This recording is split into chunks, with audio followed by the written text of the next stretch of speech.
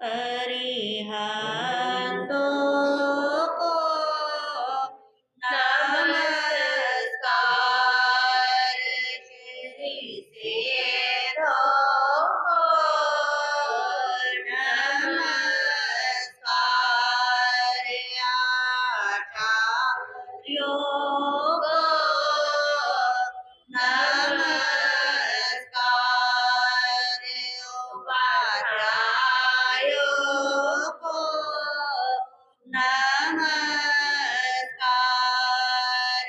जगते जितने साधुगण हैं, जगते जितने साधुगण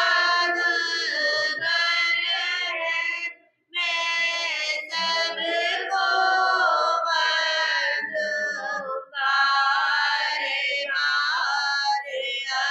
अरिहंतों को नमस्कार। जी हाथ जोड़े गुरानों तेरी वंदना, जी हाथ जोड़े गुरानों तेरी वंदना, एक बार वंदना, हजार बार वंदना, एक बार वंदना, हजार बार वंदना, लाख बार वंदना, करोड़ बार वंदना, लाख बार वंदना, करोड़ बार वंदना, जी जोड़े गुरानों तेरी वंदना। अहिंसा के अवतार परम पिता परमात्मा प्रभु महावीर स्वामी को भावंदन। आत्मज्ञानी सदगुरुदेव युग प्रधान आचार्य सम्राट पूज्य श्री शिमली जी महाराज साहब, उत्तर भारतीय परिवर्तनी शमनी सूर्या डॉक्टर गुरानी श्री सरिता जी महाराज साहब, सरल आत्मा सरल मना सदगुरु वर्या श्री अजय कुमारी जी महाराज साहब, शमनी गौरव प्रज्ञा ज्योति प्रवचन प्रभाविका डॉक्टर गुरानी श्री शिवाजी महाराज साहब के पावन पवित्र चरण कमलों में कोटि कोटि वंदन। आज की प्रातःकालीन प्रवचन सभा में आप सबका हार्दिक स्वागत है, हार्दिक अभिनंदन है। गुरु कृपा से आपके समक्ष हमारे प्रथम तीर्थंकर आदि पुरुष, इस सृष्टि के कर्ता प्रभु ऋषभ देव की जीवन कथा, जीवन के पड़ाव आप सुन रहे हैं कि किस प्रकार वो आत्मा इस भव के अंदर अपने समस्त कर्मों को क्षय करके सिद्ध बुद्ध और मुक्त होने की ओर आगे अग्रसर हो रही है। उसके अंदर कल आपने सुना था कि प्रभु ऋषभ देव के 4 घाती कर्मों का क्या हो गया है, क्षय हो गया है। प्रभु को केवल ज्ञान, केवल दर्शन की उपलब्धि हो गई। जब केवल ज्ञान, केवल दर्शन की उपलब्धि हो गई तो देवताओं ने क्या किया था कल?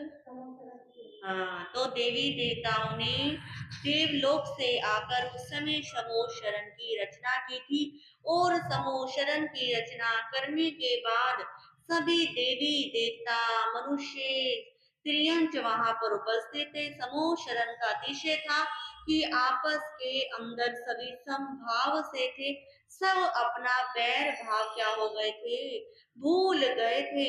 अब धीरे धीरे करके प्रभु के को केवल ज्ञान हो गया है, ये सूचना, ये समाचार सर्वत्र क्या हो रहा है, फैल रहा है कि आराध्य प्रभु को केवल ज्ञान, केवल दर्शन की प्राप्ति हो गई।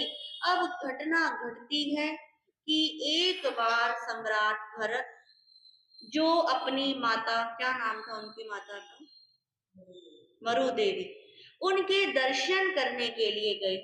जैसे आप सुनते हैं कि हर महापुरुष अपने जीवन के अंदर सबसे अधिक माता पिता के चरण स्पर्श का क्या रखता है। हर कोई, श्री कृष्ण जी भी हर 6-6 महीने में एक एक माँ का नंबर आता था। श्री राम जी को भी अपने माता पिता से कितना प्यार था। भगवान महावीर ने भी अपनी माता की इच्छा गर्भ में ही संकल्प कर लिया था कि जब तक मेरे माता पिता जीवित रहेंगे तब तक मैं दीक्षा नहीं लूंगा। हर महापुरुषों ने कितनी भी विद्वता, कितनी भी ऊंचे मुकाम पर पहुंचने के बाद अपने माता पिता को नीचा नहीं दिखाया, उनका वजूद रखा, उनके चरणों में हर समय वो उपस्थित रहे। तो सम्राट भरत जो पूरी अयोध्या नगरी के क्या हो गए, राजा हो गए। अब वो माता मरु देवी के दर्शन करने के लिए गए, तो माता मरु देवी का मन कि उनका बेटे ने क्या ले ली है, दीक्षा ले ली है, तो थोड़ा सा मन उदास रहता था कि पता नहीं मेरा बेटा कहाँ होगा, कैसे होगा। और एक दिन भरत उसके दर्शन करने के लिए आए, तो मन के अंदर इतनी सारी बातें थी, वो सारी भरत को कह डाली कि भरत, तू कैसा बेटा है, तू कैसा राज्य करता है, तुझे ये भी नहीं पता कि तेरे पिताजी कहाँ पर है, तू कैसे खाना खा लेता है, तुझे ये भी नहीं पता कि तेरे पिता को खाना मिला है या नहीं मिला है, तू कितनी सुख सुविधा में रहता है और तेरे पिता की तुझे कोई भी खैर खबर नहीं है, तू एक अच्छा बेटा नहीं है। ऐसे कर करके मरु देवी माता बहुत रोने लगी, बहुत उनका हृदय पिघल गया कि पता नहीं मेरे बेटे का क्या हाल हो रहा होगा, क्योंकि उसे पता था कि साधु जीवन आसान नहीं होता। साधु जीवन आज के समय में तो फिर भी बहुत क्या हो गया, आसान हो गया, सब कुछ अपनी सुविधा के अनुसार होने लग गया। पहले के समय में ना विहार आसान थे, ना आहार आसान था, ना स्थानकों के अंदर रहना आसान था। हर समय साधु साध्वी को एक सजग प्रहरी की तरह क्या करते थे, रहते थे। और वो तो क्या थे, तीर्थंकर थे। अब वो कहती है माता मरु देवी कि मेरा बेटा जिसके सिर के ऊपर हमेशा छत्र रखा रहता था, अब उसके सिर के ऊपर कितना संतापकारी, कितना अधिक ओज देने वाला, कितना अधिक गर्मी देने वाला सूर्य हर समय उसके सामने रहता होगा। अब मेरा बेटा जिसके दोनों ओर उसके सेवक चवर डुलाते थे, अब उसको चारों तरफ मक्खी मच्छर क्या करते होंगे, भिन भिनाते होंगे। पहले तो उसके आगे 56 भोग भोजन लगे हुए आते थे, अब पता नहीं उसको खाने को मिलता भी होगा या नहीं मिलता होगा। पहले तो वो चलता था तो पहले धरती को क्या करा जाता था, साफ किया जाता था। अब पता नहीं बेचारा कैसे चल रहा होगा, कितने कांटे उसके पैरों में लग रहे होंगे, कौन सोच रही है। माता मरु देवी अपने बेटे की परिकल्पना कर रही है कि पता नहीं मेरा बेटा किन हालातों में होगा। यहाँ पे तो पहले वो मखमली कोमल गद्दों पे सोता था, अब तो उसको सोने के लिए भी कोई जगह नहीं मिलती होगी। पहले वो महलों में रहता था, अब जंगलों में वो रहता है। पहले उसके कानों के अंदर दिव्य संगीत जाते थे, अब उसके कानों के अंदर सांपों की फुंकार क्या करती होगी, जाती होगी। पता नहीं मेरा बेटा किस हाल में होगा। और अपने बेटे को याद कर कर के इतना रो रही है, इतना रो रही है कि पता नहीं मेरा बेटा कहाँ चला गया, वो कैसा होगा, कैसा नहीं होगा। और भरत को सुना रही है कि तू एक अच्छा बेटा नहीं है। अब वो भरत कहता है माँ आप थोड़ा सा क्या रखो, सब्र रखो। अब वो सिर्फ हमारे ही नहीं, अब वो किसके हो गए हैं, सबके हो गए हैं। अब वो प्रभु हो गए हैं, उनको क्या हो गया है, केवल ज्ञान, केवल दर्शन प्राप्त हो गया। अब इसी बात का उनको पता नहीं था कि केवल ज्ञान हो गया। सिर्फ इतना जानते थे कि प्रभु क्या बन गए हैं, मुनि बन गए हैं, और मुनि बनने के बाद वो सबके लिए क्या रखते हैं, संभाव रखते हैं। अपनी माता मरु देवी को कहा, माँ आप मुझे थोड़ा सा समय दो, मैं अपने सेवकों को भेजता हूँ, पता करता हूँ कि प्रभु कहाँ पर है। अब कहते हैं जैसे ही वो महल से बाहर निकले, इतने में दो सेवक, दो संदेश वाहक उनके पास आए, और एक कहता है कि प्रभु को केवल ज्ञान, केवल दर्शन की क्या हो गई है, प्राप्ति हो गई है। और देवी देवताओं ने उनके समूह शरण की क्या करी, रचना करी। एक सेवक कहता कि आपकी आयुधशाला के अंदर चक्र रतन की क्या हुई है, उपलब्धि हो गई है। और एक और संदेश वाहक आता और वो कहता कि महलों के अंदर रानी ने एक पुत्र को क्या दिया है, जन्म दिया है। अब कितने समाचार भरत को एक साथ मिले, 3 समाचार। पहला कि पहला केवल ज्ञान, केवल दर्शन प्रभु को हुआ है, और दूसरा कि चक्र रतन की प्राप्ति हुई, यानी कि उनको क्या बनना है, चक्रवर्ती बनना है। और तीसरा क्या हुआ है कि आपके घर में पुत्र का क्या हुआ है, जन्म हुआ है। यदि यही परिस्थिति आपके पास, तो वो दिन भी रोज ही आती है कि एक तरफ मैसेज आए व्हाट्सएप पे, किसी का फोन आए कि ये वाले महाराज क्या हुए हैं, स्थानक में पधारे हैं, और दूसरी जगह एक मैसेज आए कि आपको इतनी पेमेंट इस जगह से उठानी है, और तीसरा समाचार आए कि घर के अंदर बच्चे का, पोते का क्या हुआ है, जन्म हुआ है। तो क्या करोगे? हाँ जी, खुश तो होगे चलो, पर वो सबसे पहले क्या चीज करना चाहोगे? पहले मंत्री जी कह रहे हैं पहले हम पैसे देंगे, और आप? अच्छा सबकी बता रहे हो, अच्छा सब कह रहे हैं कि पहले क्या लेंगे, पैसे ले। अगर हमारी बहनों आप क्या करोगे? जन्मदिन मनाएंगे। अच्छा चलो, बहनें जन्मदिन मनाएंगी और हमारे भाई क्या लेंगे, पेमेंट लेंगे, ठीक है। अब प्रभु ऋषभ देखो केवल ज्ञान हुआ है। अब भरत ने ये 3 समाचार सुने, और देखिए वो महापुरुष, अब वो मन में सोचते हैं कि पुत्र का जन्म हुआ है। अब पुत्र का तो जन्म हो ही गया है, उसके जन्म की खुशियां तो थोड़ी देर बाद भी क्या करी जा सकती है, मनाई जा सकती है। दूसरा वो सोचते हैं कि जो आयुशाला के अंदर चक्र रतन की प्राप्ति हुई है, अब तो मुझे वो प्राप्ति हो ही गई है, उसकी पूजा भी मैं क्या कर लूंगा, थोड़ी देर के बाद कर लूंगा। पर समूह शरण के अंदर जो प्रभु का दिव्य देशना हो रही है, जो प्रभु का दिव्य भव्य समोशरण लगा हुआ है, उसका दृश्य, उसका मुझे वंदन नमन करने का दोबारा मौका नहीं मिलेगा। ये मौके का मुझे क्या करना है, लाभ उठाना है। अब वो फटाफट दौड़े दौड़े माता मरु देवी के पास जाते हैं और कहते हैं, माँ तो मुझे इतना कुछ कह रही थी ना, देख तो अपने बेटे के लिए कितने परेशान हो रही थी कि पता नहीं वो क्या होगा, कैसे होगा, कैसे रह रहा होगा। अरे उन्होंने तो संसार की सबसे सर्वोच्च उपलब्धि क्या कर ली है, प्राप्त कर ली है। उनको तो केवल ज्ञान, केवल दर्शन क्या हो गया, प्राप्त हो गया। अरे सर्वोच्च उपलब्धि माँ होती है, जल्दी से अपने बच्चे की किसी हरकत पे क्या नहीं करती, विश्वास नहीं करते। एक बच्चा रिजल्ट आया, वो कहे मैं टॉपर हो गया, माँ कहेगी पहले क्या दिखा मुझे, अपने सामने रिजल्ट दिखा या फिर ऑनलाइन दिखा, तभी मैं क्या करूंगी, विश्वास कर, तू पढ़ता तो था नहीं। अब इसी प्रकार माँ मरु देवी कहती है ऐसा कैसे हो सकता है, वो तो जंगलों में रहता था, उसको सर्वोच्च उपलब्धि कैसे हो सकती है।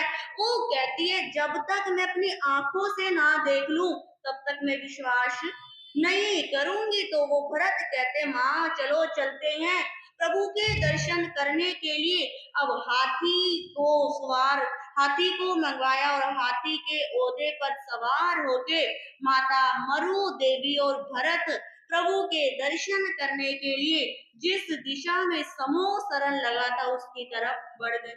अब जैसे जैसे धीरे धीरे आगे बढ़ रहे हैं, आप जानते हैं कि देवी देवताओं ने समूह शरण लगाया, और उस समय प्रभु का शरीर भी क्या था, कितना ऊंचा, 500 धनुष की काया। अब दूर से ही क्या दिख रहे हैं, प्रभु दिख रहे हैं। अब वो कहते हैं, देख माँ तेरा बेटा कितना सुंदर लग रहा है, देख माँ तेरे बेटे के दोनों ओर देवी देवता क्या डुला रहे हैं, चवर डुला रहे हैं। तेरा बेटा अशोक वृक्ष के नीचे क्या कर रहा है, बैठा है।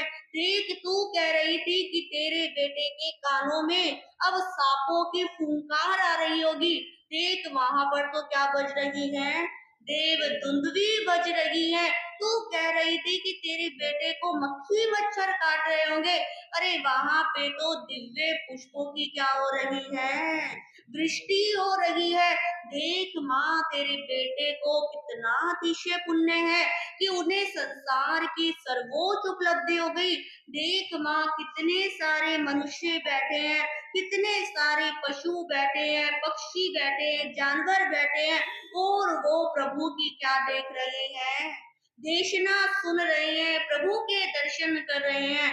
उधर माता मरु देवी सोचती है और मन में विचार करते करते, जैसे वो भरत बोल रहे थे कि ऐसे सदैवों ने समूह शरण की रचना कर दी, अभी तक प्रभु के पास भी नहीं पहुंची थी और वो समूह शरण का दृश्य दूर से ही उनकी आंखों के सामने आ गया और इतना सामने आया कि वहां तक जाने की भी जरूरत नहीं पड़ी और उनको सब कुछ स्पष्ट क्या देने लग गया, दिखाने देने लग गया। यानी कि वहीं पर बैठे बैठे माता को केवल ज्ञान, केवल दर्शन की क्या हो गई, प्राप्ति हो गई। एक धारणा और आती है कि जब माता मरु देवी ने उनको दूर से देखा तो वो देखती है कि मेरा बेटा कितना निर्मोही है, इतने दिनों के बाद ये मुझे देख रहा है, एक बार भी स्माइल क्या नहीं कर रहा, नहीं देख रहा मुझको, एक बार भी ये नहीं कह रहा कि माँ मेरे पास आ जाए या मेरे पास खुद चल के आ जाए, मुझे प्रणाम कर ले। अब तब कहते हैं कि इतना अंदर मोह था जो अपने बेटे के प्रति, वो मोह क्या हो गया, एकदम से खत्म हो गया कि जब इसको ही मुझसे मोह नहीं है तो मैं इससे मोह रखे क्या करूं। जैसे ये वो मोह के बादल हटे थे, उनको केवल ज्ञान, केवल दर्शन की क्या हो गई, प्राप्ति हो गई।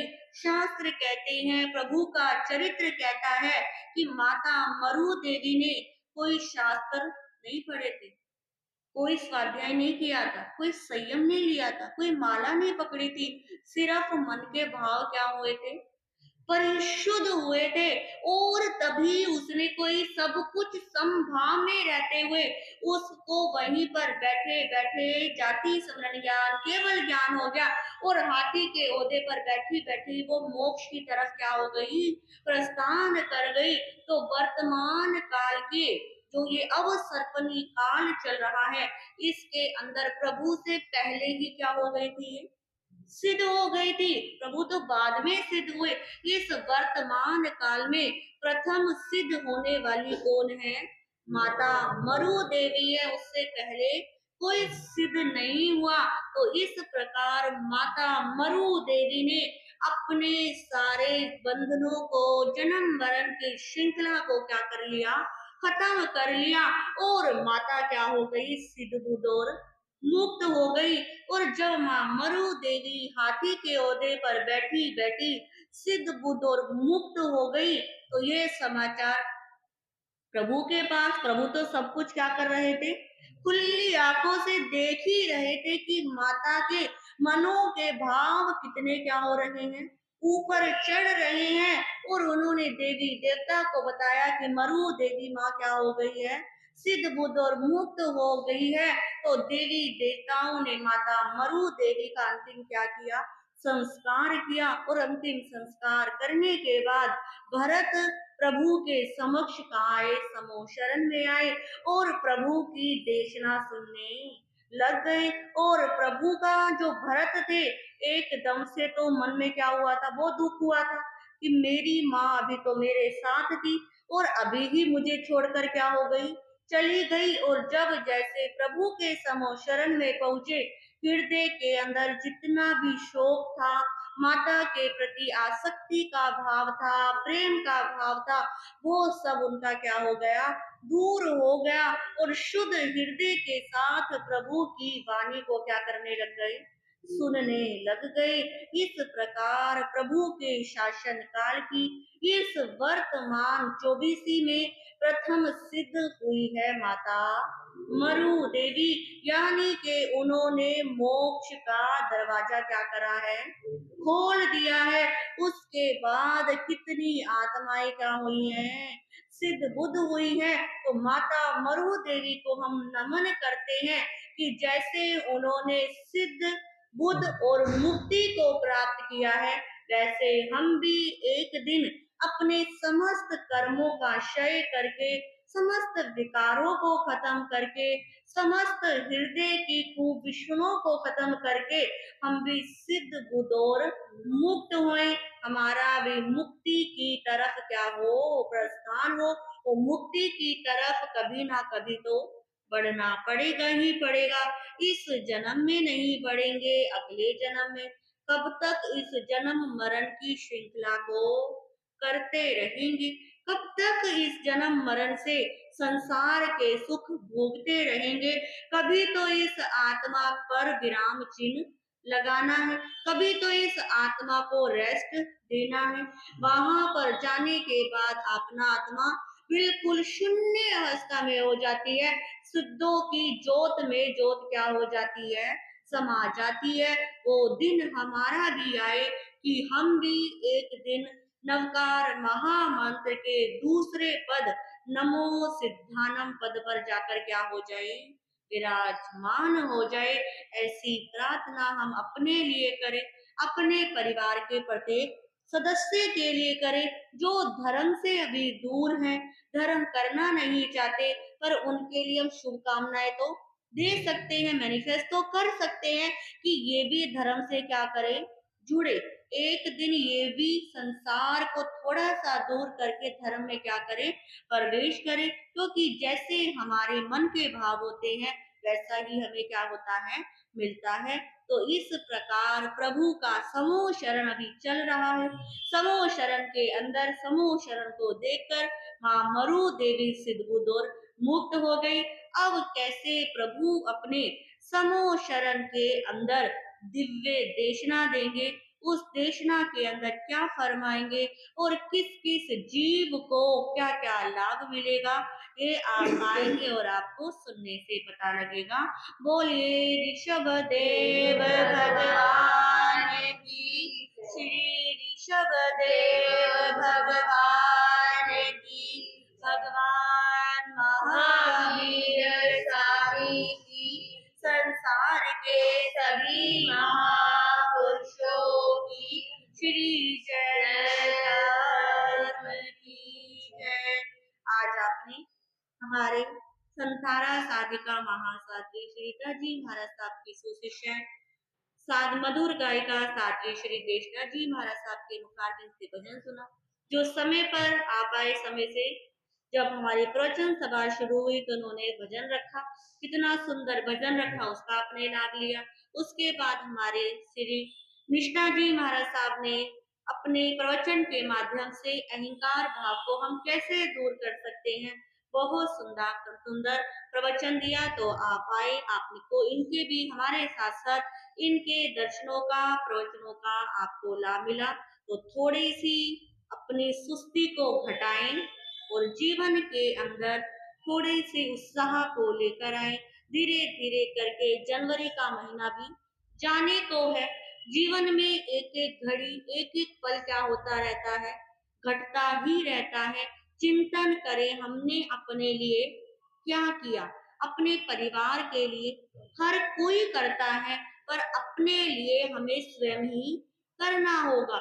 जब तक अपने लिए नहीं करेंगे, तब तक भगवत्ता सिद्धि बुद्धि नहीं मिल सकती है। तो स्वयं भी आए और दूसरों को भी लाने का प्रयास करें। जो में थोड़ा सा आलस आ गया है, मौसम का प्रभाव, सर्दी है तो सर्दी बहुत, गर्मी है तो गर्मी बहुत, बारिश जरा सी हुई तो आज तो क्या हो गई थी, बारिश हो गई थी महाराज जी, हम तो तैयार बैठे थे, बस बारिश हो गई और हम आ नहीं पाए। अरे जब कहीं किसी पार्टी पे जाना हो, कोई फंक्शन पे जाओ, तो आंधी भी चल रही हो तब भी क्या हो जाएंगे, चलिए जाएंगे। बस प्रवचन के लिए ही क्या होता है, सबसे सुंदर बहाना होता है कि हम तो तैयार ही थे, हम तो आने ही वाले थे, ये हो गया वो हो गया। तो बहानों को त्याग कर समय पर आने का प्रयास करें। आज हमारे मंत्री जी भी 2-3 दिन की छुट्टी के बाद आ गए हैं। आज आनंद जी याद ही कर रहे थे कि मंत्री जी नहीं आ रहे, तो आपको आता है तभी ठीक है, तो याद करते रहते हो, ठीक है। मैं तो खुद बताया, मैं कल नहीं गया, मैंने कल फोन करके गया तो आया नहीं, मुझे क्या पता लगेगा। चलो हम भी कहेंगे थोड़ा थोड़ा, जो जिसका पुण्य उदय होगा वही क्या कर पाएगा, पहुंच पाएगा। हम तो ठीक अपने समय पर आ जाते हैं, ठीक है, इसलिए मैं अपने समय पर आती हूँ और समय पर ही क्या कर दिया, आपको फ्री कर दिया। अब लेट आते हैं, मैं वेट करते रहूं तो सब जने क्या हो जाएंगे, डिस्टर्ब हो जाएंगे। तो हमारा समय है 8:45, हम 8:45 से पहले यहाँ पर आ जाते हैं। तो अब आपके ऊपर निर्भर करता है कि कितना लाभ लोगे। समय पर आओगे थोड़ा सा और लाभ मिल जाएगा, लेट आओगे कथा लेट शुरू होगी, थोड़ा लाभ क्या हो जाएगा, कम हो जाएगा। तो समय पर आने का प्रयास करें। मंगल पाठ सुनेंगे। नमो हरियम दानम, नमो सिद्धानम, नमो आयरियानम, नमो वज्रायानम, नमो लोए सब समुना ऐसो पंच नमो कारो सब पावपनासनो मंगलम नंचे सभ्य सिंह पड़मम हवै मंगलम। ओम नमो नारास, ओम नमो दंसनस, ओम नमो चरितस, ओम नमो तपस अंगुष्ठे अमृत वसे लब्धे कना भंडार। श्री गुरु गौतम सुमरिये मन वंचित फल दातार। श्री चत्तारी मंगलम हरिहंता मंगलम सिद्धा मंगलम साहू मंगलम केवली पड़तो धम्मो मंगलम। चत्तारी लोगुत्मारी हंता लोगुत्पत सिद्धा लोगुत्मा साहू लोगुत्मा केवली पणतो धम्मो लोगुत्मा। चत्तारी शरणं पवज्जामि हंते शरणं पवज्जामि सिद्धे शरणं पवज्जामि साहू शरणं पवज्जामि केवली पणतं धम्मं शरणं पवज्जामि। ये चार शरण दुख हरण जगत